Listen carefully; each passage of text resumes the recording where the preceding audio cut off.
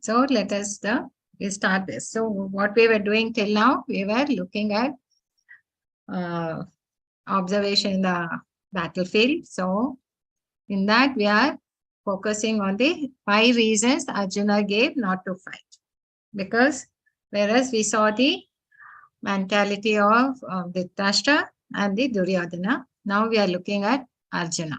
So we saw about how he was compassionate, and we could see all the signs of compassionate, and seeing his own family, his own father, grandfather, teachers, friends, everybody on the fan, the whole thing is so bent upon fighting. He feels so compassionate, and he starts asking, telling Krishna about how he is feeling and how his limbs are trembling and mouth is drying and his skin is burning and all that, and says that why we have come here to kill these people and there won't be any enjoyment even if I get the kingdom, or if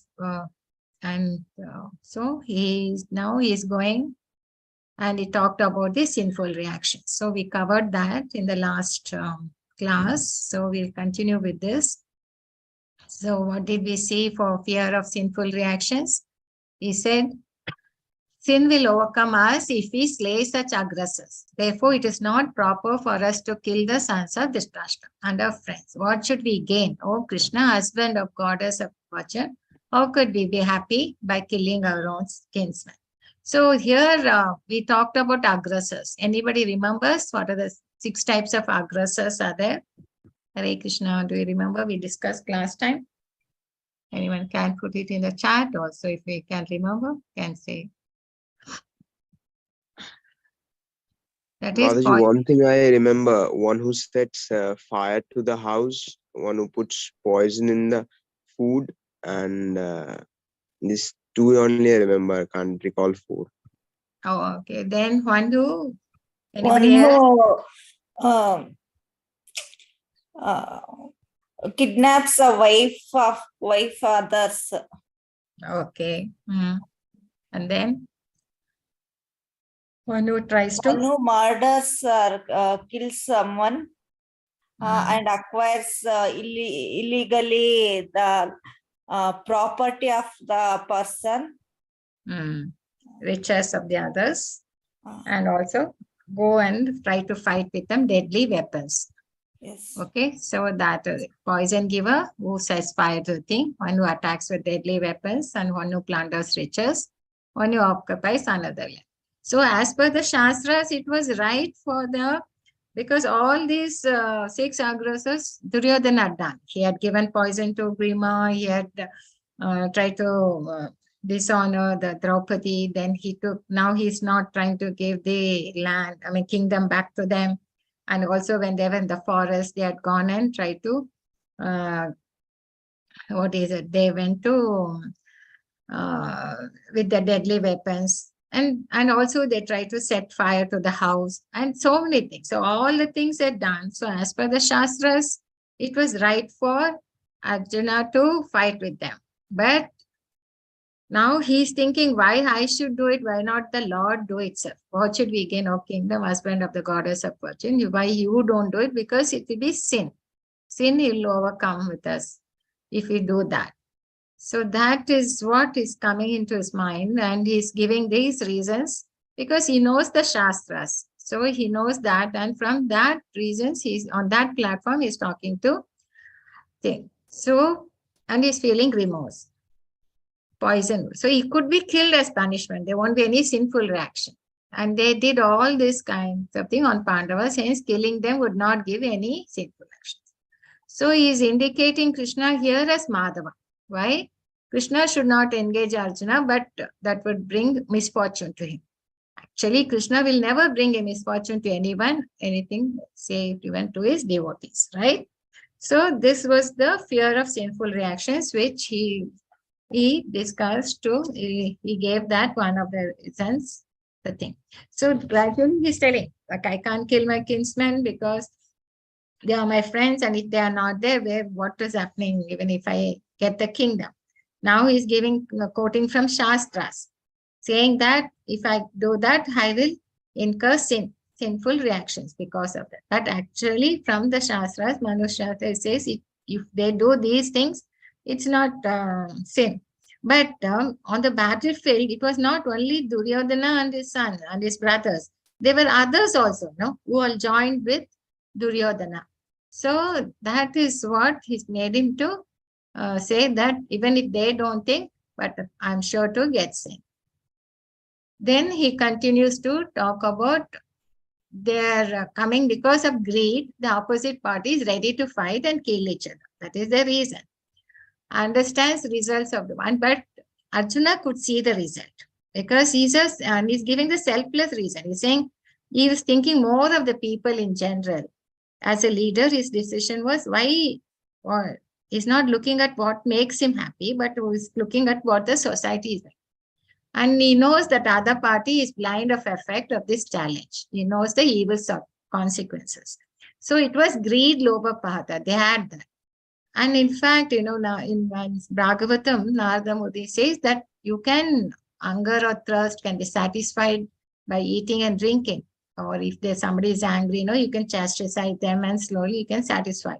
But greed can never be satisfied because the more you get the satisfied, they give, the greed will keep on increasing. And another thing, the purport, Prabhupada said that we have some obligation because it's our family. We are in certain situations where we need to act upon. But the purport, Prabhupada writes that obligation is actually binding when the effect is good. But if the effect is otherwise, no one can be bound.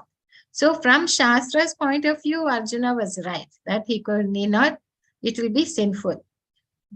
Then he continues to give another reason. What is that? In the verse 39. Anybody can volunteer. Hare Krishna. So, Kulakshaya Pranashati. Somebody can read the slokas. All are quite very. Kulakshaye pranashyanti kula dharma sanatana dharme nashti kulam krishtam adharma abhivatyate. So what does he mean? With the destruction of dynasty, the internal family tradition is vanished. And thus the rest of the family will become involved in irreligion. So what now he's looking from society point of view. First he told that he is not happy, he won't enjoy. Then he said he will incur sin by killing his own kinsmen. But now he's talking about the society. What will be the consequences? So he says if the destruction of the dynasty, the entire eternal family tradition will be vanquished. And thus the rest of the family will become involved in the religion. So there are this is because we learn a lot of things from this, how he is feeling and what we can compare to it, to our society also. Here Prabhupada writes, the system of Varnashram system institution, there are many principles of religious traditions to help members of the family to grow properly and to attain spiritual values. Okay, so what is this Varnashrama institution? This Varnashrama is nothing but, it will come in chapter 4 and you all have known also that Varna and the Ashrama. There are 4 ashramas. One is Brahmachari Ashrama, Grahastha Ashrama, then you have Vanaprastha Ashrama, then Sannyasa Ashrama. Okay, so the Varna is the job. What is the work that? What is the thing? That is Brahman. In the first stage, there will be Brahmanas who are very inclined to be intellectual, read Vedas and preach the values and thing. Then you have the Kshatriyas who have the tendency to rule, okay, and administer and take and protect the citizens. Then you have the Vaishyas and then you have the Sudras. These are the occupations, Varna as per the nature. So in that situation, there were many principles of religious traditions that comes in Manusmriti to help the members of the family to grow properly and attain spiritual values.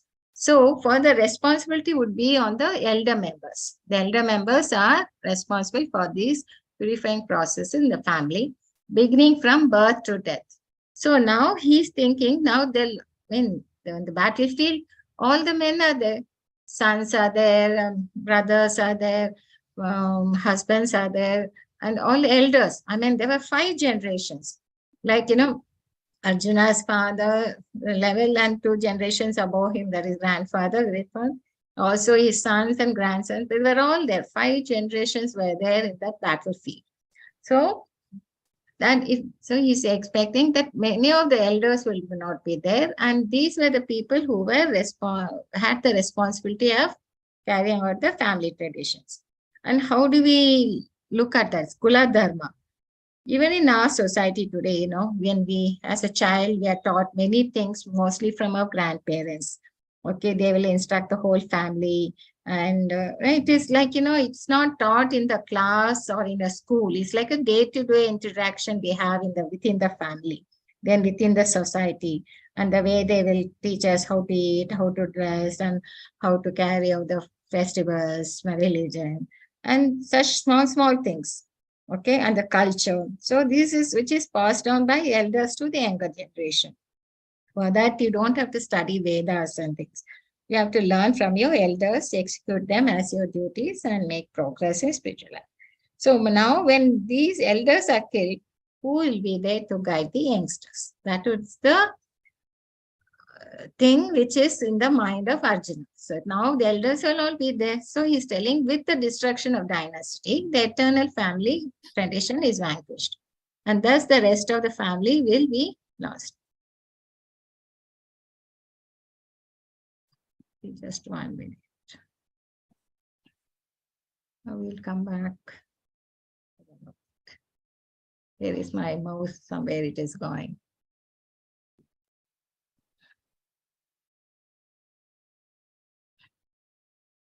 Just come back to.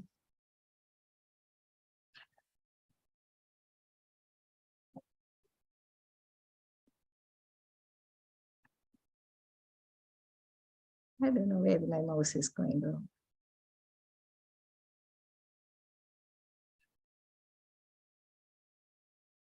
Okay, now I got it. Fine.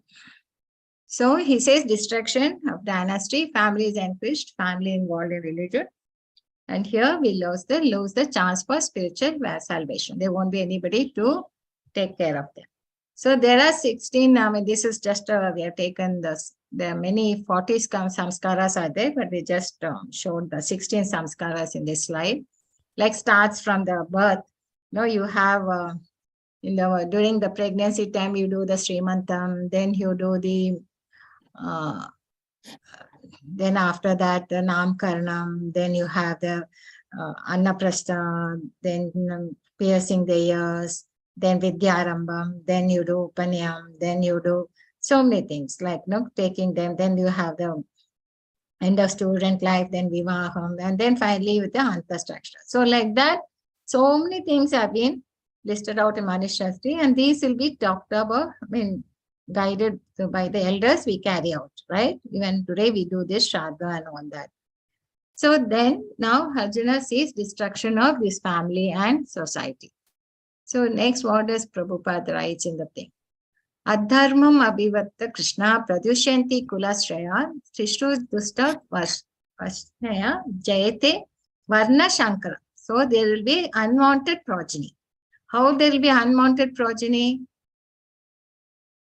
With religion is prominent in the family, oh Krishna, the women of the family become polluted, and from the degradation of the woman, descendant of Vishnu, comes unwanted progeny. So here Prabhupada writes a very nice purport. I would like somebody to read this. Good population in human society. Anybody can take. Hare Krishna, anyone volunteer? It will be nice if you all take part in this. Can read out, no? There's no problem. Anyone? Yes, Prabhuji. Good population in human society is the basic principle for peace, prosperity, and spiritual progress in life. The Varnashrama religions principles were so designed that the good population would prevail in society for the general spiritual progress of state and community. Such population depends on the chastity and faithfulness of its womanhood. As children are very prone to be misled, women are similarly very prone to degradation. Therefore, both children and women require protection by the elder members of the family. By being engaged in various religious principles, women will not be misled into adultery. According to Chanakya Pandita, women are generally not very intelligent and therefore not trustworthy. So the different family traditions of religious activities should always engage them, and thus their chastity and devotion will give birth to a good population that's eligible for participation in the Varnashrama system. On the failure of such Varnashrama dharma, naturally the women become free to act and mix with men, and thus adultery is indulged in at the risk of unwanted population. Irresponsible men also provoke adultery in society, and thus unwanted children flood the human race at the risk of war and pestilence. Okay. So this is something, there's a statement here. I'm sure many people would have think. What is your comments on this? According to Chanakya Pandit, women are generally not very intelligent. Why does Prabhupada write? Have you any thought of it? I mean, you have heard this before also. So anyone can share your comments on that? Because this is something we need to understand properly, why Prabhupada writes and what is it, its real meaning, what is it you want to come out here. In man, okay, it was, what is the society today may not be what it was in the 5,000 years ago when this was, when Krishna was talking, but it is still relevant. And that too, Chanakya Pandita was, you know him, he was in the, as a minister, prime minister for Chandragupta Maurya in his period, right? So, and the rule, and Chandragupta Maurya ruled the kingdom very well, because of the guidance from the Chanakya Pandit. He was a very well-known Brahmana who was well-versed in Shastras, Niti Shastras, okay? There was there. So why did the Prabhupada quote that here? That is, women are generally not very intelligent and therefore not trustworthy. What do you think about that? Yes, Prabhu. Yes, Prabhuji. Yes, I can give free reason here. Because they were less intelligent, not trustworthy, and prone to degradation. Why? Why does Prabhupada write that? Will the women think there? So, because they were engaging in religious principle. No. Yeah. Mataji, was it because he saw this in Western societies, which saw? So generally, what you can think about this is like this. Why he writes it is not because, I mean, intelligence, right? There are two kinds of intelligence. And in those days, the women were under the protection of their fathers, then they were under the protection of husbands, and then under the protection of sons. So it was like that, and they were given a protection, and it was the protective wedding. So it is not that it's only then, it is also now when Chanakya Pandita is telling this, means it's less intelligent. The reason is like, women and men, they're all, okay, on the spiritual platform, if you look, they're all same because they are the souls, right? But physically, they are different, all right? Physically, bodily, they have two different bodies. The bodies they have as a men and the bodies as a women, they're totally different. And the intelligence also, their subtle body also will be different. And their egos also will be different. The way they work, on the subtle body and the gross bodies are different. And also, and then the way you say it's subtle, that intelligence is like, women are more emotional when compared to men. Men will be rational because they have to deal with the outer world, outside world, outside the family. They have to deal with outside members, with outside family. They have to be more of rational and how to protect the family and the thing. Whereas women have to take care of they have a bigger responsibility of taking care of the children, the young thing. So they have that emotional intelligence more, so they have that loving propensity. They have to nurture the child. They have to nurture the baby. They have to nurture. So that in the family, they have to bring that. So that is the role they have to play.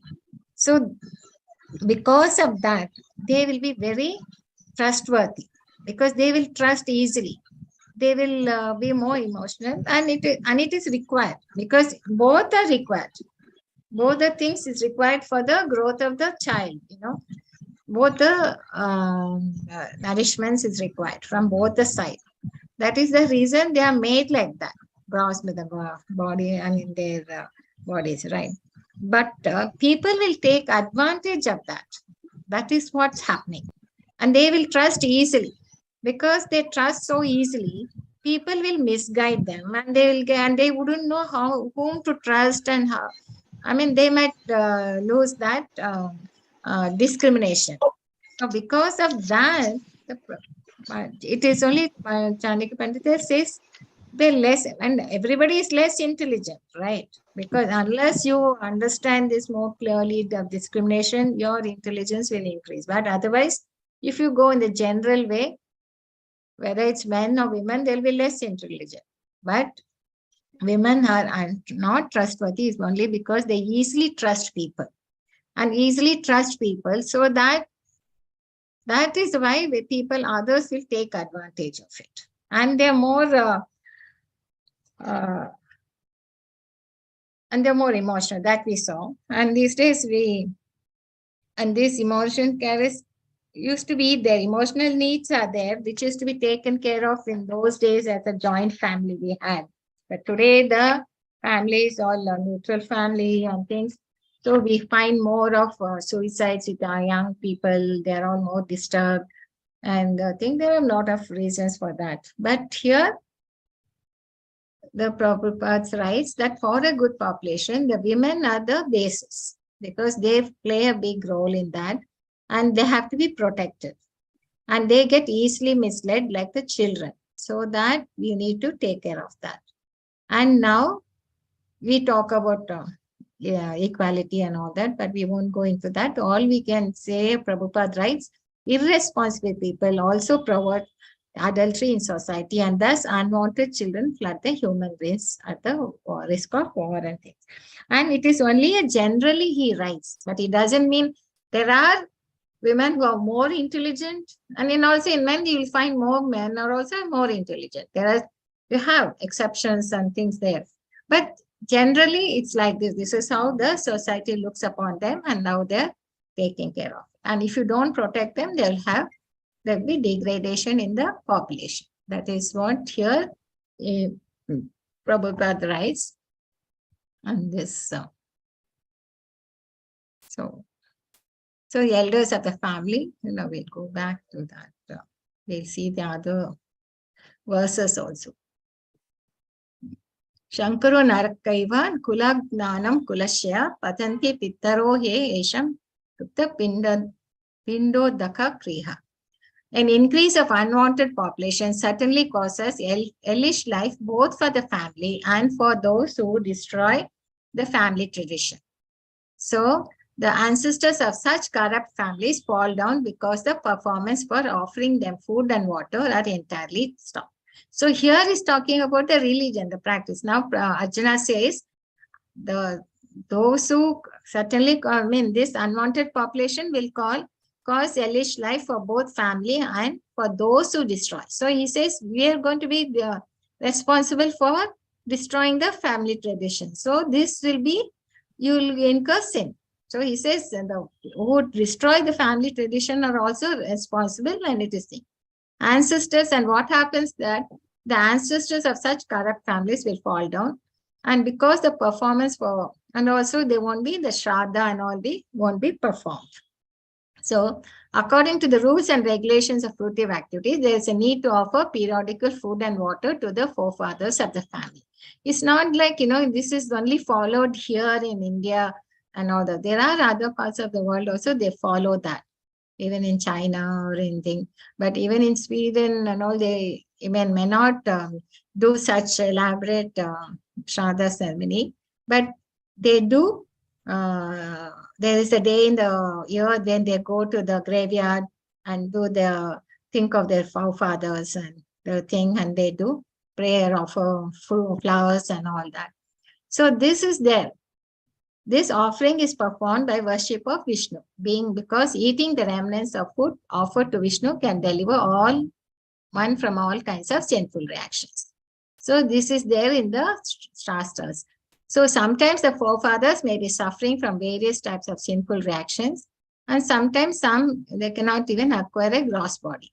So they're forced to remain there as a subtle body as ghosts. So by doing this puja, this prasadam, and offering this remnants of prasadam food are offered to forefathers by descendants, the forefathers are relieved from ghostly or other kinds of miserable life. So such help rendered to forefathers is a family tradition.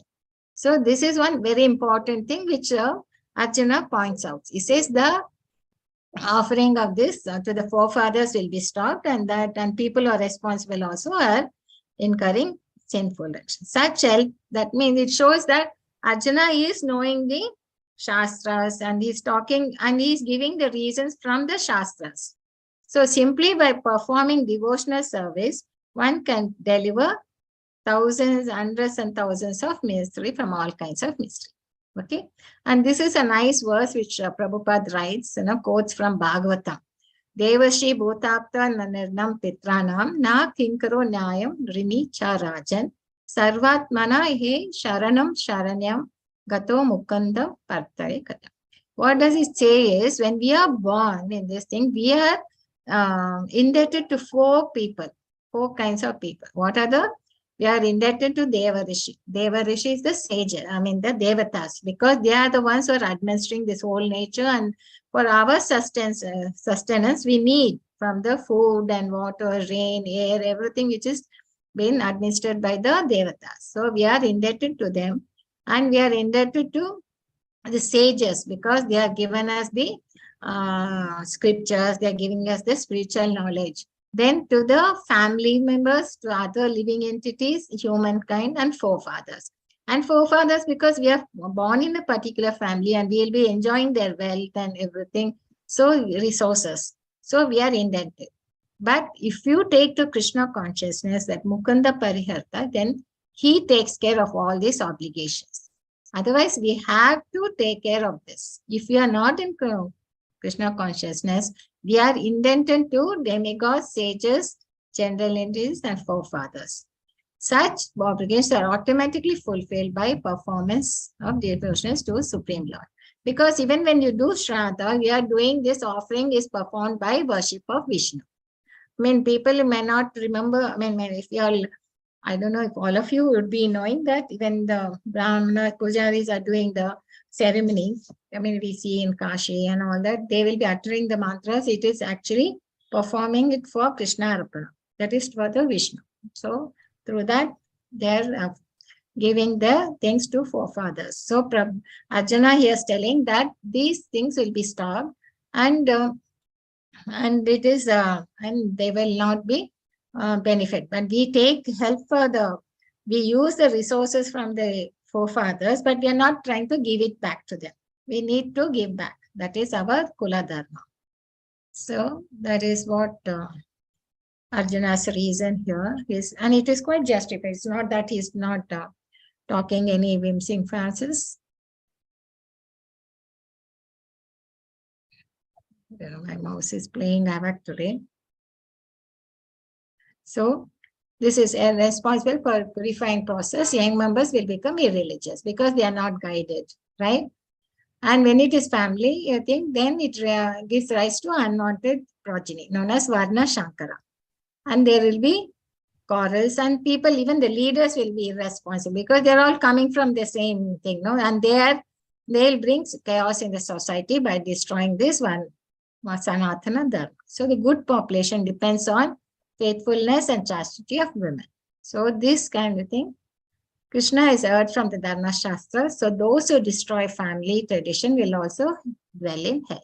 So he's telling that by doing this, I'll also be going to hell. So this is the thing. So how does the degradation of society occurs? Because the superiors are killed, there's a destruction of family, and because of the family tradition is gone, because there's no elders to tell them and what the rituals are there, and they'll be stopped. And then the religion predominates in the family. Then women become polluted, means there's no guidance. There's nobody to protect them or mislead them. They'll be misled. Then there will be an unwanted progeny, Varna Shankara. And so all kinds of community projects. See, there will be many activities, in a Varnashra Dharma institution, there will be a lot of community activities taken care so that everybody works in a coordinated way. So such welfare activities are devastated, and so there will be resulting chaos in the society. So this is what was the reasons which Arjuna puts in front of Mate. So he's not based his argument on his personal experience, but on what he has heard from authorities. So that is the way of receiving real knowledge. You cannot reach the real point of thing without being helped the right person. So there is a system in the Varnashram system. And you might say, why is there any prashchit you can do? So there is a system in Varnashram thing by which before death, one has to undergo the process of atonement for his sinful acts. Who is always engaged in sinful must utilize the prashchit. Without doing so, one surely will be transferred to hellish paradise. So there is some prashchit. So now he is thinking about the prashchit, what he has to do, because he has come here and he might be killed. So now he's talking about the prashchit. What is the thing? So that is the reason here. O maintainer of people, I have heard by disciplic session that those whose family traditions are destroyed dwell always in hell. So this is what we saw. There is a system which is prashchit. Without doing so, you can't go back. So now he says, now because I'm being driven by the desire to enjoy royal happiness, what I'm doing, I'm trying to kill the relatives. And because if I kill them, now he's telling that there is a sinful reactions. And why do all that? So he wants to do prashchit. He says, might better die in this battlefield unarmed. That means he won't take arms, he will just stop fighting. So Arjuna's soft-heartedness being a gift. So he is overwhelmed with grief. Now Sanjaya says he has cast aside his bow and arrows and he sat down in the chariot. So saying all that, he sits down and puts his head down. So what do we see? He is blinded by compassion. And also he's taken the shelter of Shastras, but he is misguided by that. He has not taken the proper thing. So he has forgotten his dharma because he is a warrior.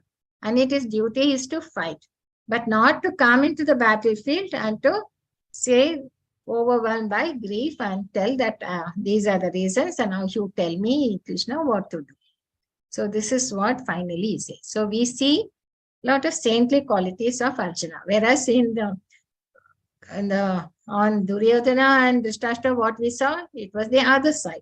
They were not at all, and Duryodhana was not at all remorse. He was telling all these people have come to give up their lives for me. That means he will go to any extent, even to sacrifice his own friends, well-wishers, everybody to achieve the kingdom. So he was bent on that. Whereas here, Arjuna is just the opposite. He's quite soft-heartedness we saw in his thing and does not kill even for exchange of 3 words. Then he's ready to forgive his aggressors, though there is no reaction in killing them. Actually, it's not a sin, but because they are aggressors. Then he's looking at the evil consequences, even at the risk of refusing obligation to fight. Then he does not think that I am transcendental, I have no obligations. Actually, he's being saintly and he's conscious of the moral principles, how he can kill one's relatives based on selfish motives.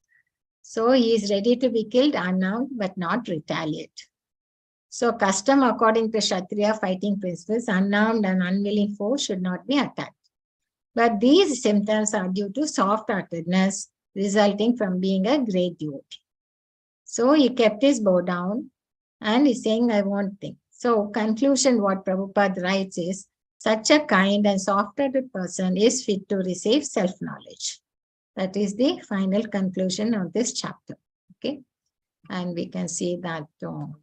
So if there's anything, we'll stop at that. So now next chapter tomorrow, we'll look at the reasons, what Arjuna's reasons for not wishing to fight and how the next chapter, Krishna will refute all these things for compassion in these verses and then for enjoyment and for destruction of family, saintliness and indecision. And indecision is then in the next The second chapter only, the first 6 verses, there you will see the Arjuna's decision. Finally, he says, I'm very confused. I cannot know what to do. Now, Krishna, you please guide me. I am your student. So with this, we'll stop today and we can reflect on that. Okay. So we saw the 5 reasons: compassion, enjoyment, destruction, saintliness, and decision. Okay. With that, we will. So what was the conflicting instructions from Shastras? What to do? And this we saw, reflection. So